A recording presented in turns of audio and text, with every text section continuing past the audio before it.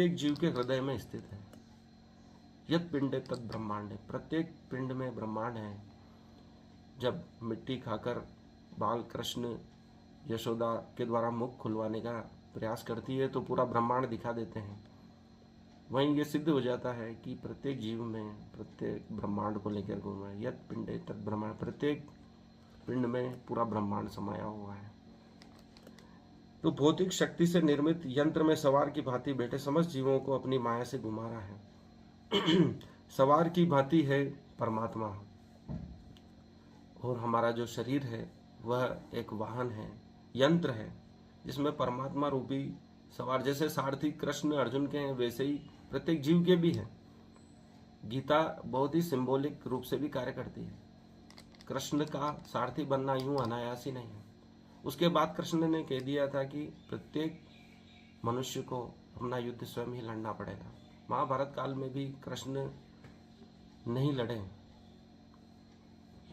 दूसरे लोगों को प्रेरणा देकर ही उन्होंने ये महान कार्य करवाया है कि अपना युद्ध स्वयं ही लड़ो, ताकि पूरी मानव जाति बाद के कालों में अवतार का प्रतीक्षा न करें।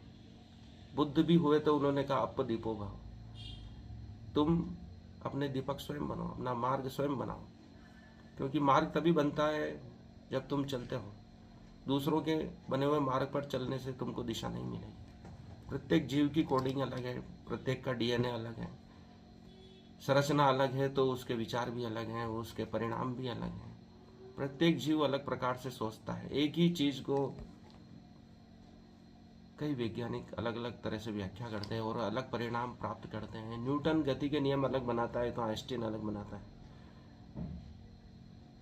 गुरुत्वाकर्षण वही है, लेकिन वैज्ञानिक बदलने से उनके विचार बदल जाते हैं। वैसे ही प्रत्येक जीव के द्वारा की जाने वाली व्याख्या बदल जाती है। लेकिन उन जीवों में परमात्मा तो वही बैठा है, लेकिन उनके डीएनए की कोडिंग अलग होने से, संरचना अलग होने से वह अलग प्रकार से सोचता है।